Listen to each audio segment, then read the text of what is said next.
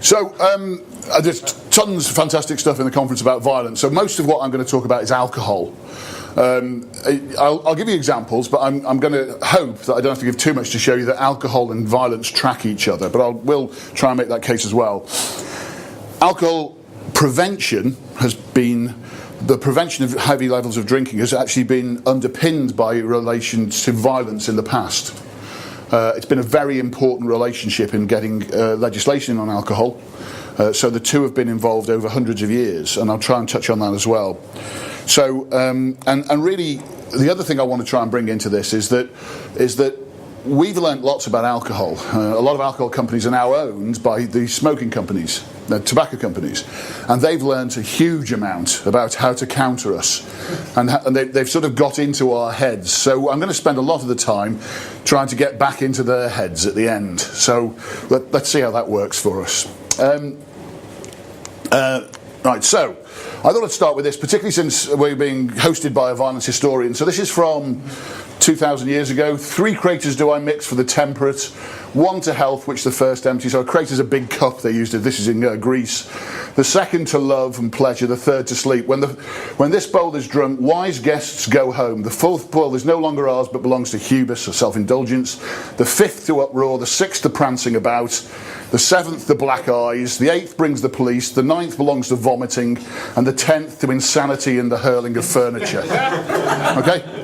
So they pretty well had alcohol and violence nailed down 2,000 years ago. And in a conversation 4 years ago with the Home Office in the UK, they were still saying, does alcohol really cause violence? Well, every single investigation we do suggests it does. Placebo, anti-placebo, everything we do. We know more now about how it affects things like the amygdala area of the brain, and it changes the way we interpret people's facial expressions. But essentially, increased alcohol leads to increased aggression. So I want to move on from that and take that as almost as a taken. Now, this is what alcohol consumption per capita, I'm going to come back to this later, looks like across the world, if you like, from 2014 WHO report. And we've got litres, it doesn't matter, but Russia is a hell of a place for drinking. And we'll come back to that in a while. And the rest of the world is in some places, Europe, going up and down, going a bit down. Beer consumption across the world is going up. So generally, we're getting more alcohol consumption in different parts of the world. That's how much we drink per year. This is a slightly different map. This is how often we drink heavily episodic. So this is where people often call binge drinking. It's a slightly different pattern.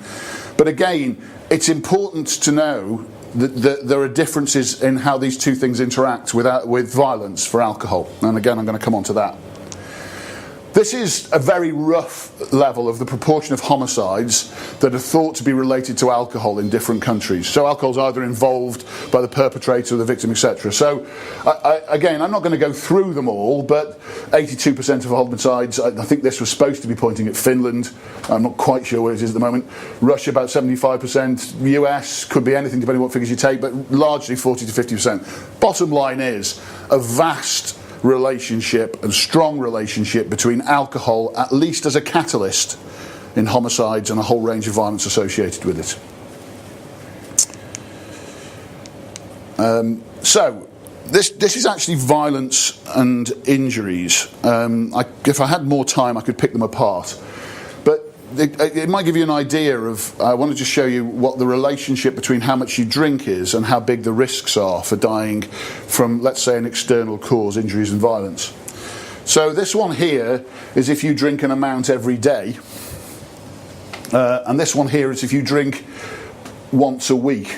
Now, it's always a bit complicated to take this all in, but if you drink half a bottle of wine every single night, you run a 1 in 50 chance over your lifetime, roughly, of dying from injury and violence. 1 in 50, half a bottle of wine every night. If you just drink 1 bottle of wine one night, once a week, it's roughly the same level. So, because of the increased risks of injury and assault associated with higher levels of consumption, then you get a much bigger effect for a smaller amount of alcohol. Okay, but that's injuries and violence. But the stronger relationship is with violence, but the bigger number of things is with injury. But I haven't got time to show all the graphs on that. So it's critical to understand when you're looking at these things, how much you drink is important, but how you consume it is also a critical issue. This is some work with about 10,000 kids we did, I don't know how many years ago, 2009. And all I want to show here is a couple of things. One is that this is how often they binge drink. And this is the frequency of binge drinking for the children. So most kids are binge drinking less than once a month, some are 3 or more. And this is by the age of 16, how many have been involved in alcohol-related violence. And the point being quite simple, that the more you're binge drinking, even at these young ages, the more your experience of alcohol-related violence increases. And the other element about this I wanted to get across is that there is a disproportionately strong relationship in the poorest areas. So there are other things at play as well as binge drinking, but binge drinking is a critical issue. One other point worth pointing out is that even kids who don't ever binge drink, but just drink what we might call sensibly, if there is such a thing at 16, still get involved in alcohol-related violence at a certain level. You can't avoid it in total if you're just drinking in a way that avoids binging. So, what do we do about alcohol-related violence? Well, a lot of what you'll hear and read about is about what I call, it'll come up in a second, getting drunk safely measures. They are measures which we bring in nighttime environments, which generally don't try and involve bringing people's alcohol consumption down, but do things about the better use of policing. So, these red spots here are hot spots, and we heard a talk about that earlier on. And we can target policing, we can improve the management of those locations, we can bring in CCTV and lighting. And then what we do at the end of the evening is we successfully get those incredibly drunk people onto buses and taxis, give each other a pat on the back and don't worry about it anymore. The problem is that when we send them back, these areas here are also at all other times of the day, the ones that the people who are causing the offences in the night time are the areas with the highest levels of other types of violence in the other hours. So actually this isn't a random group of people, and you can think about targeting a hotspot, but actually the group of people committing offences there are from particular communities more often than not entirely, but more often than not. And what we're actually doing in many ways is sending people back. We don't really know, and again I haven't got time to talk about the percentages of these sorts of things which are exposed and reported to the police. We don't know what happens afterwards, we don't know what happens the next day. Our focus is on bringing down alcohol-related violence in city centres, because that's what a lot of targets are about. That's what the news likes to cover. Intimate partner violence, South Africa, and again people will have other figures, but one of the reports I picked up recently, about 65% of perpetrators used alcohol before the assault. Sexual violence in England and Wales, 40% of all sexual assaults. I think that's in England and Wales, that's 480,000 a year at the moment. Child maltreatment, pick one from Germany, but most figures come out about a third of child maltreatment is alcohol as a catalyst, I'll use that word. Elder abuse in terms of neglect is linked to alcohol as well. And one thing I haven't got time to go into a lot here is there's a second side, which is that if you are a victim of violence, you are more likely to develop an alcohol problem as a coping mechanism. So there's a cycle to that as well, which is a different story, but it's worth bearing in mind as a link. So, this is a report you'll have seen downstairs, and what I want to do is just, these were some of the key prevention strategies. So for instance, like developing safe and stable relationships, developing life skills, and people have talked about those issues. I'll just reinterpret those in terms of alcohol. So we want to reduce the impact of alcohol harms through parenting. So we don't want parents who are harming their children, neglecting their children because of alcohol issues. We want to reduce the propensity for violence and alcohol consumption in children, and that's actually what that's saying is any parenting benefit will, and a number of them in home visiting and parental support, have benefits both in terms of violence by those children that grow up and in terms of reducing alcohol consumption in those children as they grow up. So there are two elements. One of these are about reducing overall problems with generic interventions, and the other are around alcohol-related interventions which reduce poor parenting. Changing cultural and social norms. So how do we reduce things like promotion, acceptability, binge drinking, problems around sexual assault and getting consent around alcohol? Access to lethal means, again, I haven't got time today, but how do we separate alcohol completely from any sort of weapon use or ownership, or someone who's got an alcohol-related problem from being able to own a gun, and the overall availability of alcohol. So this is back to Russia. A 1% change in regional consumption was associated with a 25% increase in homicide rate, if we did an analysis across Russia. Sorry, 25 or 0.25? 0.25, sorry, yes. So that's, yeah, that makes a big difference, doesn't it? Yeah. So, now, this is what happened, and I call this dependent communities, and I'll show you why. This is the population rate for a number of things, and it's not great because I did it as a very rough graph, but we've got homicide rates here and alcohol consumption up to 84. And then a critical thing happened in Russia. They brought in staunch regulations, so they increased price, they got tougher sanctions on home production, 61% drop in alcohol sales, 33% drop in violence, and a 50%, and that's our golden figure, drop in alcohol-related violent deaths. The problem is, it's not popular, because these are dependent communities. So, politically it was reversed in 1992, and you can see what happened. It actually went even worse on the bounce back. So, as well as knowing what legislation we can bring in to change these things, there's a critical issue about winning hearts and minds. Otherwise it becomes a political football. So, I'm going to go through very quickly 10 steps on hearts and minds on alcohol. The first is the halo effect. Wine consumption in the US rocketed the minute someone went on television and said, it's good for your heart. Okay? And the red means it's not true. Please don't think that means it is true, because my entire talk will be ruined. Health enhancing, sporty, natural, sexy. Now this is an interesting one I picked up a couple of days ago. This is a picture of a young girl, and it says it's like, just like the whiskey, it's better to leave her 7 years, which gives you a sort of idea of where the alcohol companies will go to. This is a typical thing you always often wonder, but what they really want to do is associate themselves with health, vitality, sexuality. But the critical element as well, it's good for you in some way. It's a critical element, and it's what stopped us approaching this in the same way as tobacco. It's absolute nonsense. There are no cardiovascular benefits to consuming alcohol under 55, because the cardiovascular mortality, it cuts in later on in life, and the relative benefits are much different. So it's only limited to a small part of the population. If you have one heavy drinking session at all in a month, there are no cardiovascular or health benefits to anyone at all. Just one, and that's one bottle of wine in one session once a month. There's very little public and professional awareness about these things. Even in the professionals, and I'll come on to that at the end, it's unknown. Now, the second thing is I tried to show you how important tackling drunkenness is. It's essential to a good night out. It's a rite of passage, and you can see this in huge numbers of communities with things like stag do's, and there's a whole variety of different versions in different cultures. And yes, you could have called it macho, but what alcohol companies bring in a second wave is often the idea that it's now time for the girls to do the same, and you get things like hen parties and the rest, which are meant to bring people, young girls particularly, in after males. It's actually illegal in many countries to sell alcohol to someone who's drunk. Including the UK, has been in the UK for over 400 years. It's illegal in most parts of Scandinavia. I'm sure it's illegal in many other countries. The law is very rarely enforced.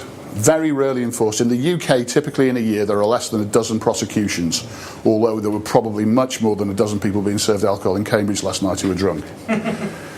Drunk people are vulnerable, and that's why these regulations were brought in. They're vulnerable to violence, they're vulnerable to sexual assault. But we ignore that because people don't like the pressures it brings on reducing alcohol sales in city centres. So we can campaign, and this is starting. Scandinavia have made great efforts to change this, and they now have more activity around closing places down around sales to drunks than they do to people underage. Communicate the harm alcohol causes to others. A lot of the work when alcohol was at a massive peak in the end of the 19th century was around the harm it was causing to children and mothers. Again, alcohol companies don't like us talking about this because it undermines the message that a drinker's just hurting themselves. So they think it's better to blame the individual, don't even think about blaming the retailer. But it's critical that we talk about and identify the harms to others. This is from 1906, and this is what basically takes it on the head. These were posters all around the UK. The habit of drinking to excess leads to the ruin of families, disgust for work, poverty, misery, theft and crime. Thousands of instances of cruelty to children occur annually in this city from the neglect and brutality of parents, often reduced to poverty through wasting their money on drink. Now, we've replaced that in the UK with drink responsibly or don't let the good times go bad. But I don't think it has the same power as telling people this, and I think it might wake some people up. Okay, but we've added to this over the years. We've now got things we understand: fetal alcohol syndrome. That's a harm to someone who wasn't asking for it, let's be honest. Many road traffic incidents of people run over but the driver was the drunk person, or the driver was drunk and the passenger wasn't.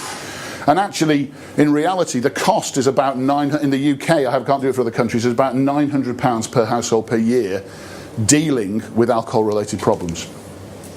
Stop advertising.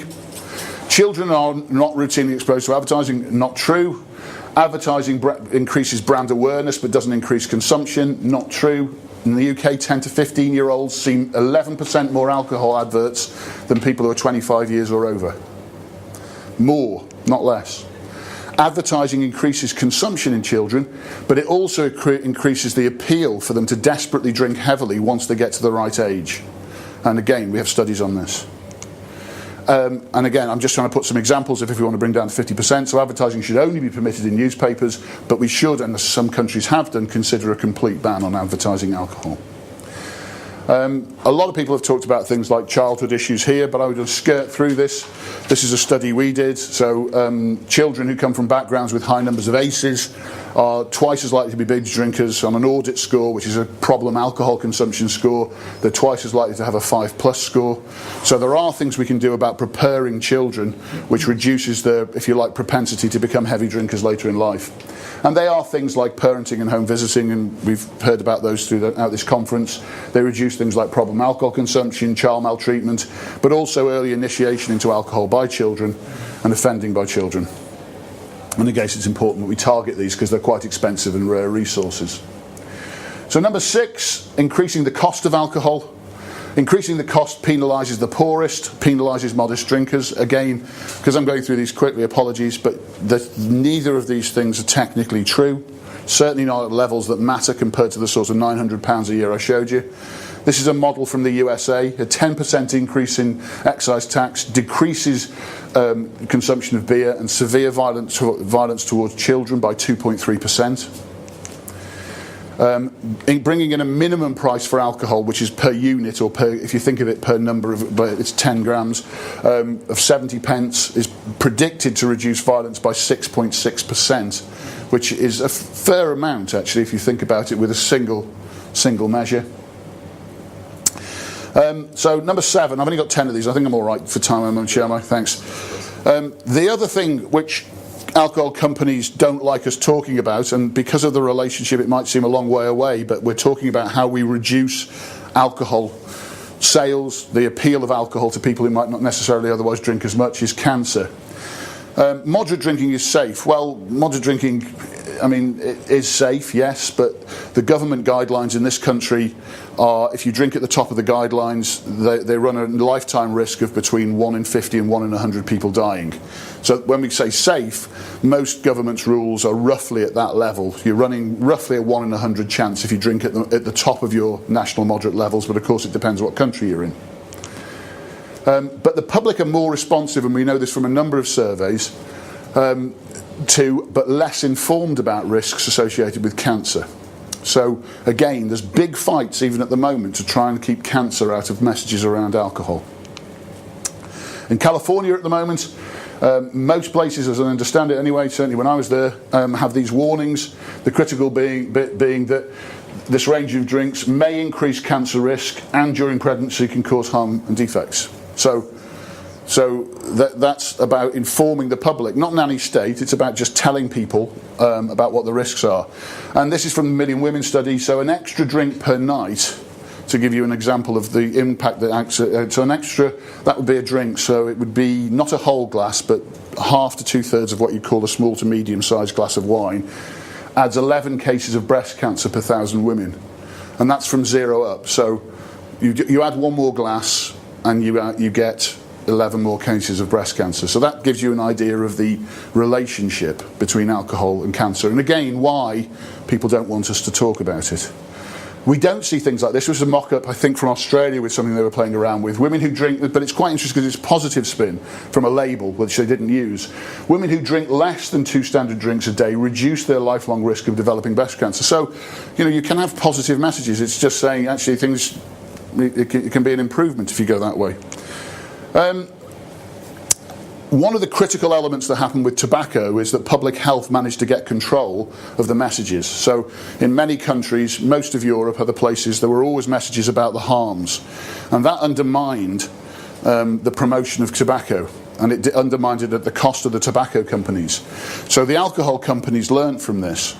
And what they did is they volunteered to most governments to take control and pay for the adverts for health. And this is what happens. So I call this beige on beige. This is the health warning, written on beige, on a beige background. And that was on the other side of a tube line. I'd have had to risk life and limb to get close enough to read it. This was the last ever tobacco advert in the UK. The fat lady singing it was, so typically inappropriate for the tobacco companies. But smoking causes fatal diseases. But the critical difference is that the size of that message and its content was stipulated by public health, not by an alcohol company, which is where we are in many places around the world. That's what it might look like if we did it differently, just to give you an idea. And again, this would be called nanny state, and that's what the industry would say. But the question is, and there are others that say increased risk of injuries can be related to violence, but the bottom line is that this is being fought against all the time and called being nanny state, informing people. The same is true of labels. Labels on tobacco typically are stipulated the content and their size. In an alcohol product, we don't even at the moment treat them the same as food products, so we don't have to put the content of the ingredients in, nor do we have to put the calorific value, never mind a warning. This is India, who have put this alcohol is injurious to your health, so they've gone forward in parts of India with these sorts of labels. I have no idea what this says, but apparently it says no more drunken violence, let's improve wrong drinking culture. I didn't do that translation, by the way. I realise that's not perfect. But that is South Korea, who were the only ones I know of who've put a violence-related label on a bottle. South Africa As well. Okay, fantastic. So it's not evidence-based. It's not an evidence-based intervention, they'll say, but it is a critical intervention to get people to understand what the dangers are. It's a fundamental right to know. In a UK survey, 4 times more people said that they would like warning labels. This is the public. Than said that they wouldn't on bottles and cans. So actually there's a public, certainly in the UK, pressure for these sorts of things, or at least desire. Stipulated size would be classic if you wanted to do it from tobacco. So final things, access restrictions. So if outlets, this is a USA model as well, 1 less outlet per 1,000 people would reduce severe violence to children by 4%. In Australia, we know that assault levels are related to the off-licence and on-licence sales density. So the more sales areas you have, the more floor space as well.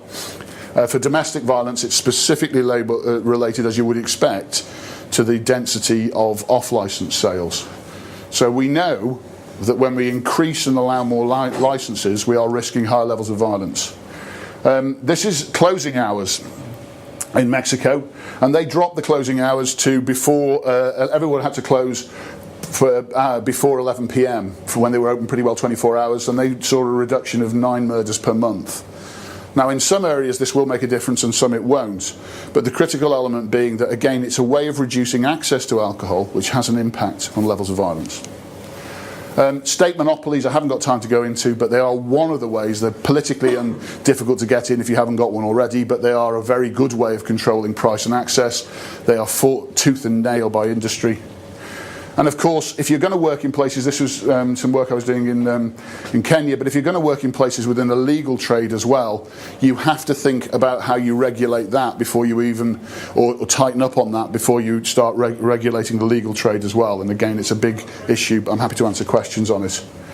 But an interesting thing is, and again on the history one, is about what community assets you have. In English pubs, going back about 500 years, the women serving the beer used to be called peacekeepers, because one of their roles was to stop the men beating the hell out of each other as well as serve the beer. and that was a specific role. I'm not saying that we bring that back, it sounds a little bit dangerous, but it is interesting to examine what sort of assets you have available in these different communities. The final one from me then, quickly, is, well, on the final slide I've got a couple of summaries, but this is from the Telegraph, but I could have picked any country. Just 1 glass a day is linked to breast cancer, is less to bring breast cancer in the Telegraph. 6 months later, a glass of wine a day fights breast cancer. Right? So about 4 weeks ago I went on the internet just to have a quick look. My doctor told me that drink red wine to see if it helped with my high cholesterol.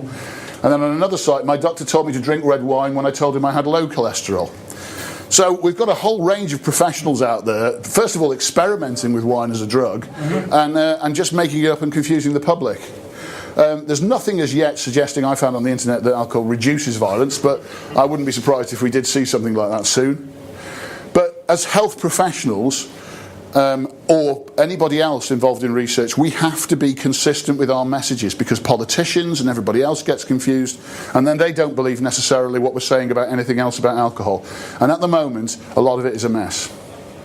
So, alcohol, this is a cycle of violence people have talked about: child abuse, violence, youth violence, and one increases the risk of another. Alcohol is a catalyst at all 4 stages. But equally, there are things that make moving from one of these to the other more likely: unemployment, poor housing, high crime, poor mental health, unintended pregnancy, and I go on. And alcohol as well is also a catalyst for all the things that connect those 4 stages together. And just because I felt like I can do that, so there's no reason it has to happen, but I figured out how to do it, so I thought I'd throw it in. And this is my final slide. So here we are. This is the slide I showed you about alcohol on a global basis. And what we've been set is, can we reduce alcohol violence by 50%? Well, if we did, we might want to look at a world, well, there you go, that looks a bit like that. So we've taken out some of the higher levels of alcohol consumption around the world. And to do that, we want more information and knowledge in public and professionals, akin to what we did with tobacco, legislative restrictions on home and other production and licensing, and reduced access and very limited production. But what I would finish by saying is, what's more likely if we don't get to grips with alcohol is the world will look like that. Because that's Sab Miller's map, and that's Diageo's map, and that's the alcohol industry's map. And if we don't do these things and learn from what's happened in our countries, we might well see a 50% increase in violence because we didn't get to grips with alcohol. Thank you.